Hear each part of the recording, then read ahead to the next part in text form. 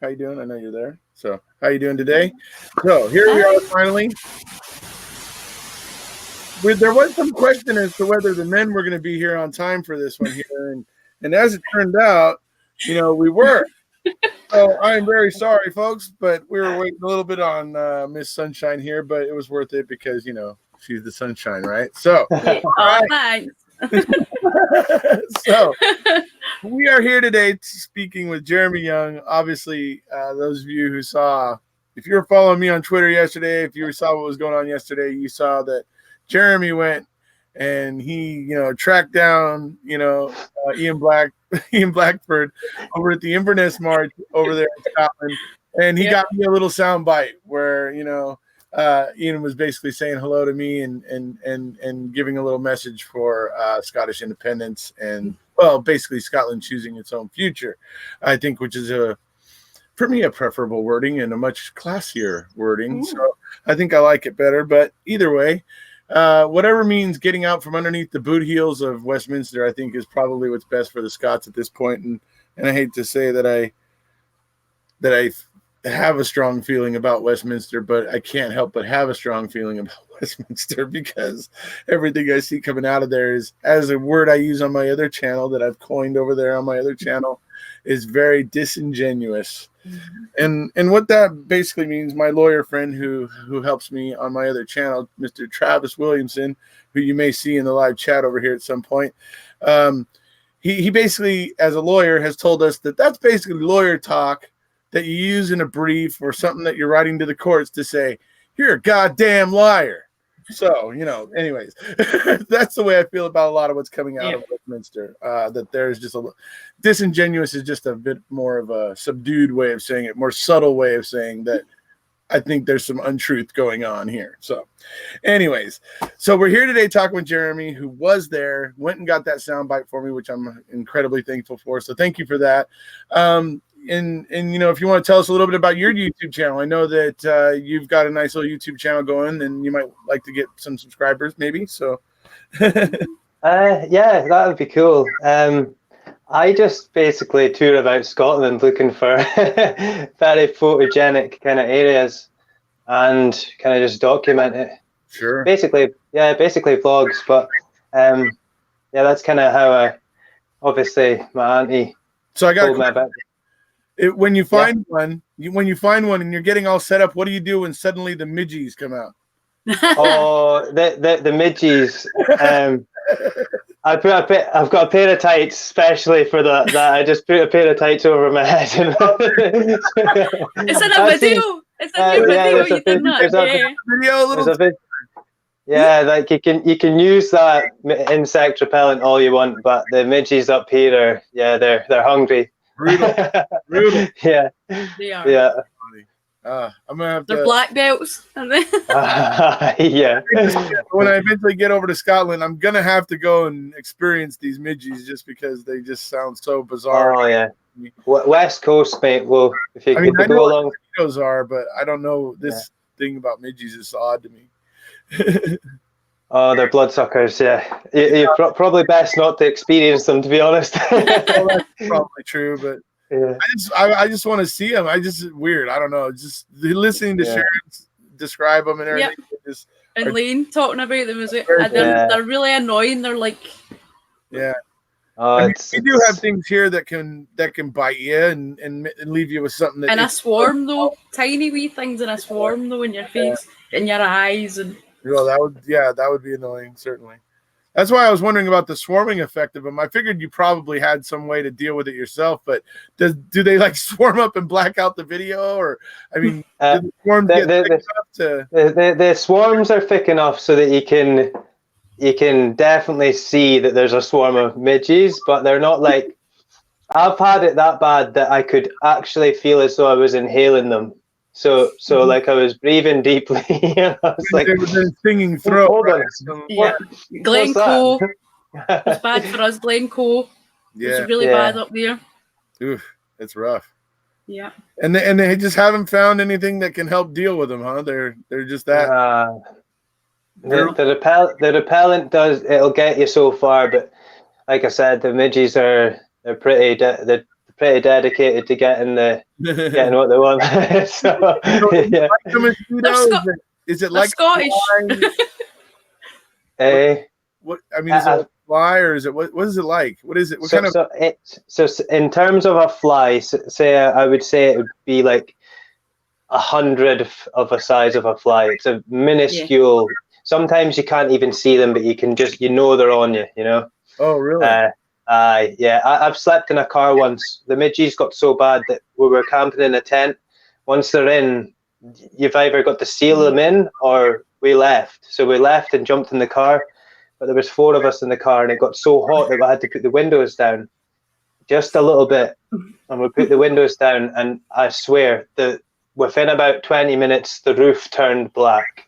Oh, geez. Yeah, So we see them. Eh? You can barely see them then. So they are. You feel them before you see them. But when they congregate together, that's when it's a big problem. Yeah. Right. Okay. And so, under a microscope, what do they look like? I mean, do they look like a fly? Do they look like a mosquito? It would look like a little flea. So probably more like a flea than a fly. Yeah, like a flea. Yeah. Okay, that makes sense. Okay, that's interesting. Yeah. I'm gonna have to look into midges now. All right, so moving on from midges, which is something that's very Scottish. Let's talk about Inverness yesterday. Obviously, you were there. You got to kind of be there and see it on the ground for yourself. Particularly where it all ended up there in the where we ended up seeing Ian Blackford giving a speech. Yeah. So you got to be there. What was it like for you? The people on the ground, the attitude, the atmosphere, and what? Yeah. Well, I always find people of Inverness are really friendly. So. Usually, I always call that like the gateway to the north, because every time I go on an adventure, I hit Inverness first, and then I kind of branch off in whatever direction. So I got the usual chat that you would expect from the locals. Unfortunately, I was running quite late, so I decided to do the route in reverse and just meet them wherever I met them. And just as they were coming along and across the river, I turned, joined the march, got a few shots. And then we all ended up at Fisherman's Park, I think it was called, the final location. Right. And there was a lot going on there. Really good atmosphere, food, bagpipes, families, kids running about with face paints on. Yes. And then there was me, like there was me with my binoculars looking for Ian Blackford. I put a contract on him for you. Find this man. Really, sure. It was really funny when I actually did see him though, because I was literally getting ready. I was like, everybody's going home. I've missed him, and I started walking, and I looked to my left, and I was just like, no way. Hey, you. And he's like, hi, how are you doing? So down to earth, really friendly. I managed to speak to him for maybe a couple minutes before we did that little video. Right. I said, I basically explained I've got a friend that would love to hear from you as well. And he was just like, yeah, we're just kind of trying to push forward and go for independence. And obviously he would like to kind of just get through Brexit for one, but obviously leaving Scotland as independent and as a part of remain a part of the European Union as well. So right. So for people to know what Jeremy is talking about right now, I'm going to put something on the screen.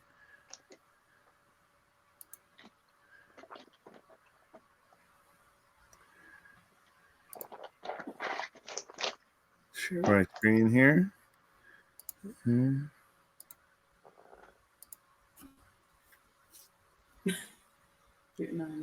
So this is Jeremy with Ian Blackford in Inverness yesterday. Here we go.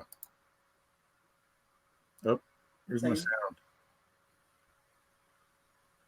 Wonderful. Sorry, here we go.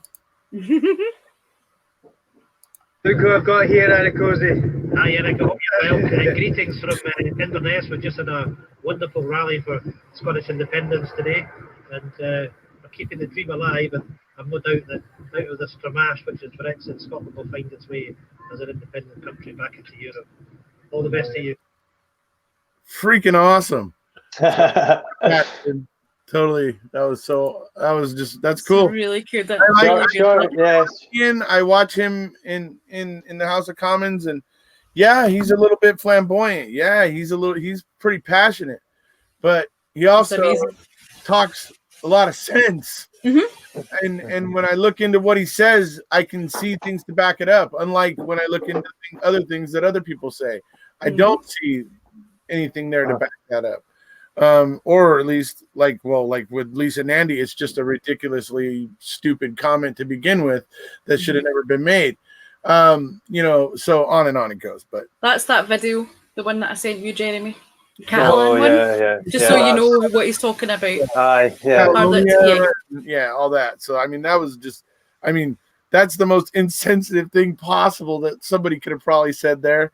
And it's like, but there it is, coming right out of Westminster. But yeah. So I mean, obviously they get to the finish point there. Obviously, we heard Ian giving a little speech there and everything. Were you there for that, or did you get to listen to his speech, or were you kind of doing other things? When he was giving his speech, I was running about trying to take all the shots. So right, yeah. You got like a number of shots of everybody with their flags, and I got a lot of shots at the final location. Yeah. You're posting these somewhere? I'm sure. I'm just going to send the files across to Shannon, and if she wants to share them with yourself. Yeah, that's what we're thinking. Okay, great. We'll make a little album on somewhere for it, or maybe a video where we go through it like a slideshow or something. Yeah. Cool. I mean, it'd be cool to see everybody with their flags and showing their, I get it. People are passionate, and I love it when people are passionate, but they do it in an organized and peaceful way. 100%. It shows they're not unreasonable. That they're just going, look, this is how we feel. Here we are. You can't deny us. Here we are standing here. We're not trying to destroy anything. We're not pulling buildings down or people down or burning cars. We're just here to say, look, this is how we feel. And then I can't help but respect that. So, I mean, it's really interesting to watch this whole thing that's going on in the UK right now, because, I mean, honestly, the one decisive vote, there's been two decisive votes, and it's what makes this situation so bizarre. But there's been two decisive votes in the UK recent history for me. One of them was in Scotland in terms of whether or not to leave the EU. Okay, we had a pretty decisive 64% of the voters voting they wanted to remain in the EU. The next decisive vote we have, although it's not, that decisiveness does not apply to Scotland, but the next decisive vote we have is the most recent general election, where we get basically England itself voting in all the conservatives. I mean, to a point that the conservatives have an absolute, monstrous, majority in Parliament, and that's decisive. And I grant that to the Conservative Party, because that's democracy. That happened, but those votes came from England, and strictly the majority of it, mostly England is where those votes came from. Yeah, I don't deny them that democracy, the democracy spoke for them and spoke to them. What I have trouble with in Westminster, and maybe you can give me some of your thoughts about this, is how they don't seem to feel that same democratic principle applies for Scotland and for what happened in Scotland, where they lost half their seats, and suddenly the SNP is now in charge of 48 out of 59 seats possible there in Scotland. So I'm, I don't know. I'm just, that's for me. What are your thoughts on Westminster and on the issue of Scottish independence? Do you think they're being obstructive? Do you feel? I mean, what are your feelings on that, Jeremy? Oh, sorry. Yeah, no, I knew it was you. That's why I was waiting for you to speak. Yeah, sorry, my bad. Yeah. 100%. I generally feel towards Westminster, or what they feel about it. Pardon? or just general thoughts of how you feel. Well, to be honest, this might be a bit of a negative opinion, but like personally, I don't have much trust in much of the things that people down south have to say, particularly in Westminster. Now, up until very recently, even a couple of years, say, I didn't have much interest in politics. And for whatever reason, I think over the last few years, if there was a second referendum, then I think a lot of the younger generation would be actively voting, which will sway things for the better, in my opinion. But like I said, especially after watching the likes of that Catalonia video, Right. that's it's kind of in a nutshell, isn't it, really? Yeah. And to be honest, I can, like I say, going back to the amount of passion you can see within the Scottish National Party, Right. you can back that, you know, it's truthful and they're acting with Scotland's best interests at heart. Whereas I genuinely don't think I could say the same for those in Westminster.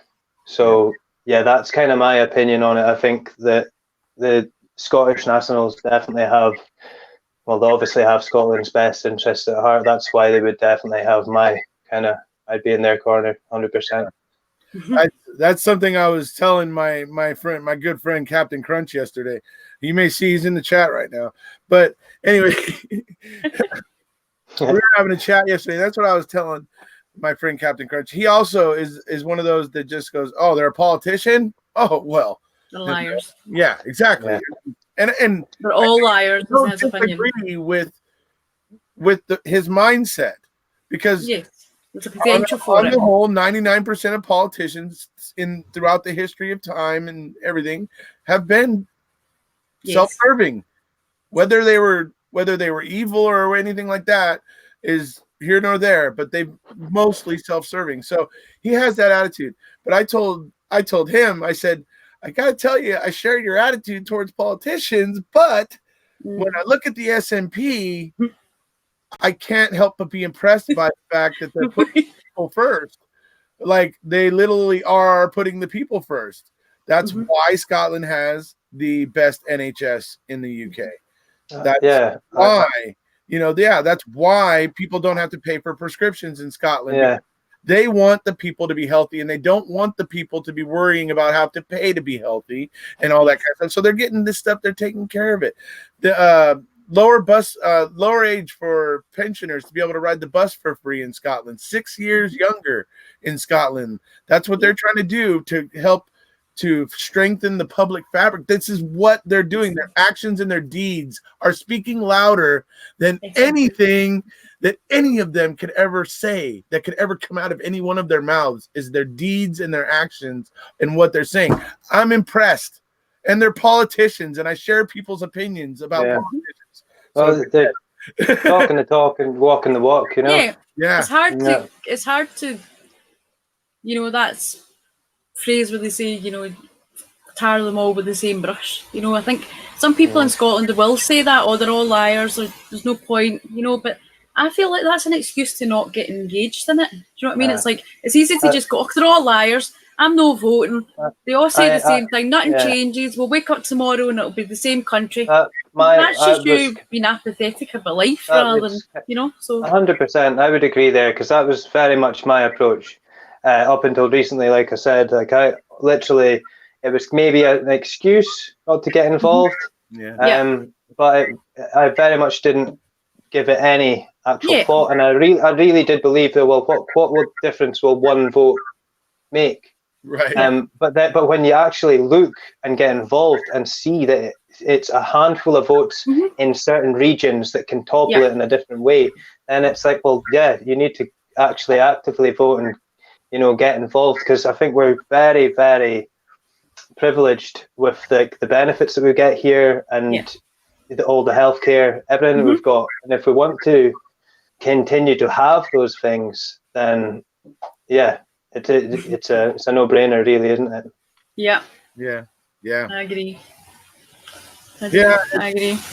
It's a wild one. So my friend Captain Crunch is making a little joke here where him and I had a little we had a bit of our own little democratic squabble where we argued whether Crunch was American or British. So just had to put those up on the screen for everybody. So yeah, so I mean, I know what you mean, and I'm hoping that people will in Scotland there will start to take a little bit more interest in what's actually happening, because I do see that obviously the British media is going to spin everything against Scotland. Like, oh, perfect example, folks. Perfect example. I mean, you keep hearing me say disingenuous. Look, that's going to be like the asterisk before I tell you something that Westminster is doing that is going to be undeniably, or that's happening in the media down there. Okay, they have recently made the claim that the fact that there are people in Scotland that are still speaking Gaelic, right? Okay, it's a second language, right? Okay, it's different than English. It's basically a second language. Okay. They're saying that is somehow hurting Scottish intelligence and education and that sort of stuff. And it's the most ridiculous thing ever.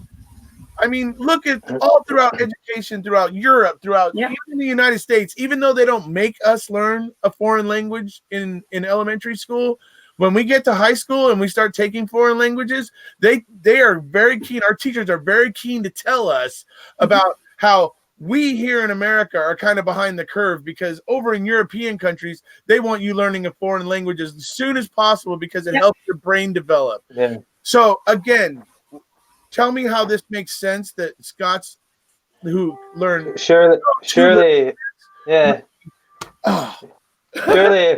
somebody speaks Gaelic, they're probably going to be fluent in English as well, which makes them they can speak two languages. How is Gaelic's their first language. If they speak Gaelic, Gaelic's their first language and English is their second.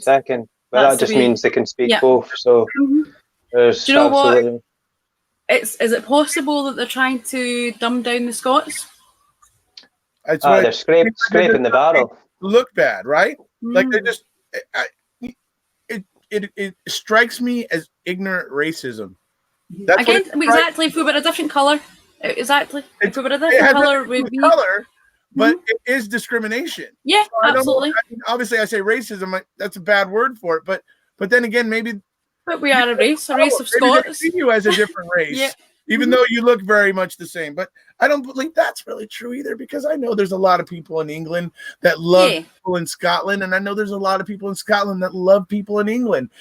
And I can honestly say, I don't say it's England and Scotland that are opposed here. I say it's Scotland and Westminster, because that's what it is. It's Scotland has no friend in Westminster, but I think Scotland has a lot of friends in England. But I don't know how much those friends can help them. Well, it's a lot of these elitist politicians, multi-millionaire conservative politicians down there that are just so out of touch with the normal people, Yeah. And that's normal English people as well as Welsh people, Irish and Scots. So it's probably not going to, independence won't help their bank accounts either, so that's probably an incentive. Yeah. Like you said, they're self-serving, so if it means an extra couple of zeros on the end of their bank account is going to disappear, then they got to do everything in their power to stop that from happening. The scary part to me is that I feel that that's exactly what Brexit is. There's a few people here, or a handful of people here, who are going to get a huge payday. Yeah, but I think a lot of people are going to suffer for it. That's honestly what I think here, because I just don't. I mean, even though technically the majority voted, and now with the recent voting in of the Conservative Party, it's just undeniable at this point. But up until this most recent general election, the support for Brexit was not decisive. It was really seriously a 50-50 proposition. Again, like a lot of the votes recently it was again a 50-50 proposition. Even the Captain Crunch one, by the way, Captain, that one you recall you won by one vote. Anyway, so anyways, no, but these votes have been 50-50. I mean, they've not been decisive. And so they pushed forward anyway, knowing that in two of the countries that make up the United Kingdom, a majority had voted to want to remain in the EU. And in Scotland, it was a very decisive vote where it was 64% of the voters who turned out were voting that they wanted to remain in the EU. That's decisive. That's, I mean, you hear that word to word thrown around by Boris Johnson and people, but they throw it around when the vote is 52 to 48 or 54 to 46. No, decisive is more like 60, right? That's more decisive. So it's like when it gets to that, I want to keep pounding. Sorry, everybody, but I'm going to keep pounding on that principle so that people understand the math of what decisive means. So, anyways, but but they pushed forward with it anyway. They pushed forward, knowing that this existed, and knowing that independence was just an issue recently with Scotland, and they pushed forward with it anyway. So to me, it's like they pushed forward knowing it was damaging, kept Scotland out of the negotiations to have anything to do with negotiating what that exit would be like from, the EU. Yeah. So kept them out of that. And then it's just basically cramming it all down their throats, and now want to act like Scotland's being ridiculous for wanting to have a referendum. It's like, no, I think those are all very just cause for the Scots to be thinking, maybe we want to rethink our situation here. I think there's plenty of cause for it. Because they've got a damn cheek considering they used that as one of the fear tactics with the referendum. That's the thing, they've got a damn cheek. That's one of the biggest things that people were going, right, no, we don't want to be out of the EU. We don't want to be out of the EU. I think, though, the EU would still firmly want Scotland to be a part of that. Well, definitely. I think they do. Whether we're part of UK or not. So, yeah. It was probably scare tactics, like you say. I heard a representative from the EU basically saying, because it was in answer to all these things that Britain's been saying about would they be able to, they don't have a national bank, which I think actually is happening. The investment bank, they're in the it's the other day close. Then would they be able to use the pound? Well, Scotland's been using the pound for how many hundreds of years? So the pound seems like that's what they got now. And from what I understand, it's separate currency, because am I right, Sharon? You try to take a Scottish pound note sometimes down in England, and they will sometimes balk at it. That phrase, you're going to go? You want to take this one, Jeremy? Yeah, they're the amount of times I've went down south with Scottish notes. We don't take that here. They say that, we don't take that here. And I mean, they always say in the comedy things, because there's always somebody that pipes up and goes, but it's legal tender. It's legal tender. And it's the only time you ever hear that phrase is when a Scottish person's in England or somewhere down south trying to use the money, and it's they won't take it. It's funny. To go to the bank. Need that they see it as a separate currency from theirs. If they act that way about it, then they clearly see it as a separate currency from theirs. So that shouldn't be an issue. So and then you hear this representative basically talking about, if Scotland gets its independence, they're good to go. Come on, right on in. He didn't give a damn. He wasn't mentioning anything about a deficit or anything like that. He was like, like open doors. Let's bring them in. Like, because that news reporter was trying to twist it, saying, well, they'll not be able to just walk in. And he's like, well, I don't see why they couldn't. They need most of the things already. They got a great deal of renewable. They've got all the same EU laws working for them. NHS is the best in the UK. It's not that I mean, he was going. It was basically like a what's not to like.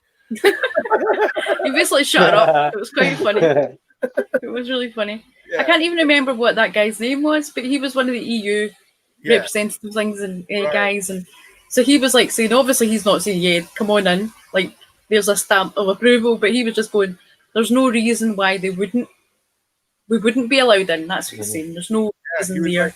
He's like, we meet all the criteria. He's like, if there is some little hiccups, I'm sure they'll get over them.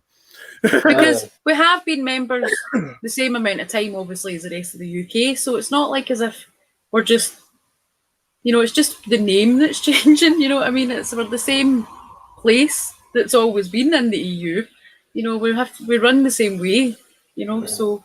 But there was another one I was going to, one of the other things that they used. But like you were saying about the pound. Right. I think the pound is because there used to be Scots pounds and English pounds, because the pound's been out for a long time. But then obviously they changed the way the money works and stuff like that, and they changed the laws and all that sort of thing. So the value of the pound. Yeah. Right. Well, have you seen what Captain Crunch? Yeah. Have you seen what he's See what he said about Westminster though, and who? Say it here. Let's put it up. I was sitting here trying to listen to you, and I'm peeing myself laughing. Oh no! With good intentions was good. Yeah. You need to see who he said. Guy Fawkes. I think a fair amount of people agree with you on that. Yeah, because he was going to blow up. Remember, he was going to blow up Westminster. That's his plan. Right, I remember. Yeah. So the last person in there with good intentions was Guy Fawkes. Oh dear. And then the other one he said about Gaelic. Did you see what he wrote for that? So it's Gaelic, not Gaelic. He said. You Gaelic. That's how you sound like Stevie. I'm reading this going, oh no. I'm surprised he's not talking about Gay Gordons yet. But anyway. Well, there you go. He knows that. Cheryl Astley says England outweighs Scotland almost 10-1 in regards to constituencies and population, I think, too. But so how are we ever meant to be heard in a parliamentary system that uneven? I agree. I mean, that's another big reason why Scotland kind of just needs to take its future into its own hands. Because, look, here's the big reasons for me why I've basically come around to it. Because, number one, I know Scotland can meet its energy nut. So I know Scotland can meet the needs of energy-wise of its people without having to buy a bunch of oil and go into further debt by having to do that. So that is a huge boon right off the top for me. They've got plenty of fresh water. They've basically got about a large portion of the UK's fresh water locked up. The freshest water, yeah. Yes. Right. Nice. Beautiful. Is someone drinking the One lake, of course. So they've got that locked up there. So they got plenty of fresh water. There's a lot of things Scotland has that they're not going to have to go outside to get. Whiskey. And that's going to help. That's going to be a helpful thing. And they don't have a huge population. So it's generally easier, actually, to get your government up and running when you have a smaller population. And yes, that population will then be represented in its government. And it's not that I hate England, because I don't. I love England. I'm a huge, Anglophile and love, your programs. I know you love all your. I do. Doctor Who, I love history. I'm all into researching the monarchies of not just England, but Scotland and France and Germany and Italy and all the. Very much. Very much into the Catholic stuff with the popes and that sort of stuff, and how that tied in with the monarchy, the Borgias and all that as well. It all, it's like I find it all fascinating, and I mean, so I have nothing against any particular country, but I got to be honest, Westminster is no friend of Scotland. That's just an outsider looking in, absorbing the facts. Westminster is no friend of Scotland. It's just the way it is. So I think that the Scottish people are better on their own, and I think they could shift better on their own. I think even under Westminster's boot heel right now, the SNP is doing a hell of a job for the people of Scotland, and I actually wonder how much better of a job they can do if they are able to, get Scotland back into the hands of the people of Scotland. Spread their wings a bit. I think what more might they be able to do? But a big part of that is going to have to be the Scottish people keeping their attention on it. You can't just vote yes and then forget about it. You're going to need to be there voting and keeping your politicians honest so that they continue to do what they've been doing. Okay? Because I'll tell you what, Scotland's set up right now with the work the SNP has been doing. They are set up to go independent and actually have a good chance at making it. A very good chance, I think. Might be rough for a little while. A little bit rough as things get taken out and figured out. Well, like I said to you yesterday, they're talking about it could take, like, say, say it took 10 years for us to recover from independence, right? The word is that it's going to take 50 years to get over Brexit. Brexit. I got to imagine that there's going to be some turmoil and some real hardship after Brexit. So I mean, I know I would be happy having 10 years of needing to, you know. I mean, look, we've had 10 years already of austerity. Do you know what I mean? And we'd no say so in that. At least if we were doing something for independence, it's our own. Yeah. It's our own mistake. It's our own, you know, we're happy to take our lot if that's our lot, you know, that's so the way. What's it? Do you know the actual situation with the oil industry? What would happen with that? Because I think it was you and me that had the conversation that a huge percentage of the profits generated from Scottish oil goes to Westminster. I think we get it's sub 10%, isn't it? It's a very well, all the money goes down. Well, apart from a certain amount that's siphoned off to Shetland, because they made a deal because that's where the oil's landed on the mainland. Well, that not the mainland, but on that part of land. But yeah, the money all goes down there, and then we get like a wee share of it. It's not like a fair share either, but it's like it's a share of the money from the taxation of it. Okay. I can't remember much. It might have been Neil you were talking to about that. But, I think it maybe was, yeah. It was because I'm trying to think what the conversation. I'm going. I don't remember the conversation. I actually worked on a rig. I think it was one of the ENSCO rigs, and I think it was Neil that made me mention that they had shifted the border in the ocean so that one of the rigs landed in the Scottish end of the border. Mm-hmm. You know, so like geographically moving the border underwater, that's just that is just mental. Yeah. But no, do you know? Oh, wait a minute, hang on. I'm thinking I know what you're talking about when you're talking about the oil thing, right? I think it's referring to how much money basically Scotland earns. If you know what I mean, how much money is made with taxations, and if they were to look at what Scotland brings into the table, what's being generated against what we actually get back as a return. But if they put it all down to Westminster, and so they don't count that as something that Scotland's earning. That's not a part of our contribution. No, exactly. Yeah. So it looks like we're not able to afford ourselves, if you know what I mean. Whereas really we're actually. If we weren't able to afford ourselves, they would just cut us loose. Exactly. Whereas really, that's just we're subsidising. You're putting your finger right on the some of my argument too. Is if Scotland was a problem and a drain on the UK, they would just cut us loose. No problem letting you go, because you bring a third of the natural resources in the UK to the table in your tiny little place up there at the top of that island, and that tiny little spot, and yet it's bringing a third of the natural resources to the table. I mean, so that's significant, and so I mean, it's just. But I mean, even leaving the oil aside, when they look at the resources we've got, even like people always go, "Oh, the oil's going to be finished. The oil's going to be this. The oil's going to," that's always a thing people say. It's not going to last forever, which is true. No, but say we were getting just to generalize, if we were getting a fraction of what we were, say we got 100% of it for the next 10 years. Yeah. That's going to, that's probably a lot better than. Well, one of the things they don't seem to say when they say that is that, yes, the oil's going to end, right? But it's going to end for England as well. No. You know what I mean? So what's the backup plan that they've got for when this oil's going to end for the rest for when we're in the UK? What's this backup plan they've got? So but we'd expect to have a backup plan if we want independence for when the oil runs out. Oh, but the oil's never going to run out. That's what everybody keeps telling you, right? It's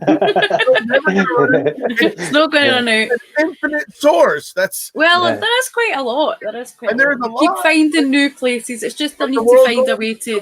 The planet Earth is only so big, and we're a bunch of greedy bastards. Yeah. So what, the Americans? I'm saying humans, but if you want to show your racism, then go ahead. Oh, here we go. Just opened a can of worms. Yes. Ooh, whoops. No, but that's the thing that always bothers me. I always say, but yeah, if we're supposed to be like trusting that the union's working and that we're supposed to trust this big daddy Westminster government, Yeah. the amount of oil that has been landed, if other places can have big oil reserve funds, where's the money went? What are they doing with the money? Where's all that money went? Yeah. It's not as if we've got more, expenditures, etc., because there's other resources there that's making money. Mm-hmm. So it's, because there's that, what is it now? There's quite a lot of reports. There's a Macron report. I need to send that to you. Okay. I'll send that to you. But if anyone's listening, they should look it up themselves. Actually, the Macron report, because that was basically, to paraphrase, hidden, so that Scotland wouldn't know how wealthy a country actually was. And this was from like a good number of years ago. Yeah, this report was out, and they buried that report to say, the Scots must never find out how wealthy a country it is, because if they do, we'll basically be. Well, it was. Do you remember that too? Aye, and it was more so when we were leading up to the first referendum. There was all this talk of the oil just being on its last legs, and it wouldn't see us another decade. And as soon as the referendum was over, guess what? We're finding all these new oil wells, and there's new sites being found up off the coast of Shetland, and that would have been kept under lock and key. Around that time as well. It's crazy. I just can't trust them, and that's what scares me, because they're like making all the decisions, and the people that say, "Oh, I don't want to get all political. I don't want to go political." But you don't need to be political to be like, why am I getting a free prescription? Why are the people in, or more so the rest of the UK, why am I not getting a free prescription? That's what I wish they were asking for what we're getting, holding the MPs down there accountable for neglecting the people. That's the way I feel. They should be. I think a lot of that will come down to awareness. Like a lot of people they'll have accepted that that's the norm. And the same goes for Scotland. A lot of Scots will just take it for granted. Yeah, exactly. I know I'm guilty of that. Like, I've always just thought that's the way it is, and I'll openly admit that I've but everybody's eyes get opened at some point. That's life. Totally. That's just life. Yeah, you're right. Yeah. So Captain Crunch has a question about what happened in 1966. You guys know? Is that a political question? Because if it is, I'm out. We need Neil. The captain can show his age, so What happened in 1966? Everybody was preparing for New Year of 1967. That's a good answer. He disappeared. Hasn't commented since. So. Oh well. So it's a mystery. Wait a minute. Is that not football? Oh, there he is. Is that not a football thing? Is that not when England World Cup? How will the British Army be split up? I imagine anybody who identifies as Scottish will have to probably have a honorable discharge of some sort, and Well, the Scots pay way more per head for the defence than the rest of the UK. They won't if they're independent. Well, that's the thing, and you're saying you guys should own it? No, not that at all. But what I mean is, we're not getting our fair share of the defence in Scotland for what we're paying for. Because it's like, I can't remember now. Is it? See, I hate saying something when I don't have something to back it up. I prefer to say what I'm saying, but it's like the proportion that we're paying. It's like so extreme that we should have like way more than we've got. They've not got Jeremy up north, like Lossiemouth and all that, all the things up there. They've closed down all the, the bases and stuff like that. And it's definitely not what it was. Yeah, no, they're closing down all the bases. I was driving up there maybe about a month ago, and it looked as though that half of the barracks was just completely just deserted. You know, it didn't look like it was inhabited, which I'm not sure if that's actually correct or not, but it certainly looked that way when I was taking a little detour past there. Yeah.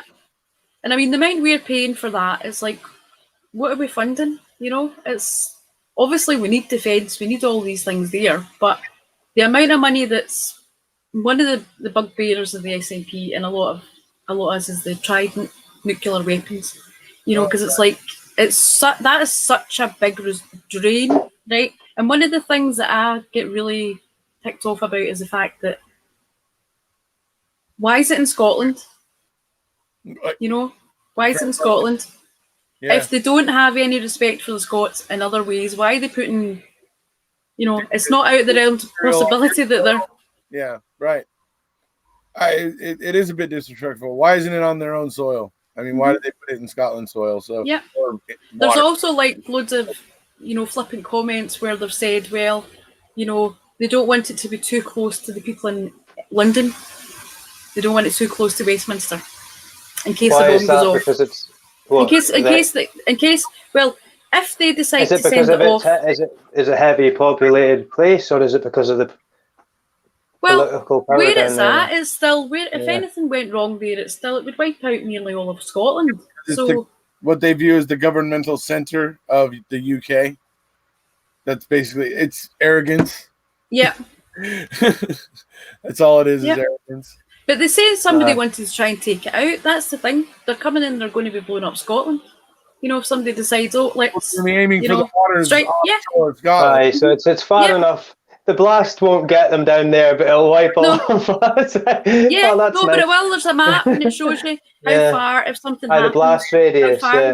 Yeah. So it's and it's like I'd be gone. It's tactically placed. Yeah. And I mean, I don't think that the people in the rest of the UK's life should be at risk any more than I think anyone in Scotland should be. But it's the fact that it's deemed an acceptable risk is the language that they've used. It's an acceptable risk to be placed in Scotland. Right, exactly. To be in Scotland. But it's an acceptable risk. Right. I agree. That's BS. So. Yeah. All right. So do you like our little foray to that, subject there, Captain? Obviously you were hoping it would go a different way. Well, he was wanting to know about what would the army they would need to do that. They would need to figure it out and decide these sort of things. And I'm not going to say, oh, I've got the answers to that. I'm not, an army analyst or something like that, Right. But obviously it's like, it is the British Army and they're, they need to sort it out. It's the same as like the British debt. It's like, are we going to just walk away from, if they're taking away the British Army and they talk about saying, well, it's our NHS, we're taking that away as well. But they want us to keep some of the debt. I mean, you would think, well, if you want to keep all your stuff, keep your nuclear bomb, keep your bombs, keep all your debt, we're away, So it's like they can't pick and choose, they can't pick and choose what we're allowed to have and decide to, Yeah, Westminster's a problem. It needs to be recognized as such. So, all right. Well, I got to go ahead and wrap this up because I got to have a conversation with a couple other fellows here pretty soon. Yeah. About some dogs and the Avery salvage property and stuff. See a man about a dog. See a man about a dog. Wait to see a man about a dog. Yeah. Just over saying, you want to see my puppies? So, but it's been great talking to both of you. I think it's been fascinating kind of getting your guys' point of view on it. And on, the current situation there. I'm obviously following it with a lot of interest. I'm just finding it very, very fascinating. The whole independence issue itself, I find fascinating, but it's also fascinating to watch this back and forth between, the Scottish Parliament and Westminster and, the people of Scotland. And, so it's all highly fascinating. So thank you guys for being on and helping that was great. more Americans about what's going on over there, and hopes it will create more awareness and pressure on your Prime Minister. So thank you for being here. Yeah, thank you very much. Right, I'll speak to you later. Okay. Bye. If you haven't already, everybody, you know the drill. Please hit subscribe and hit that like button on your way out as you're hitting the like. Yeah. So, and thank you very much. Thank you. Oh, and hit subscribe for Jeremy too. Cheers, man. See you.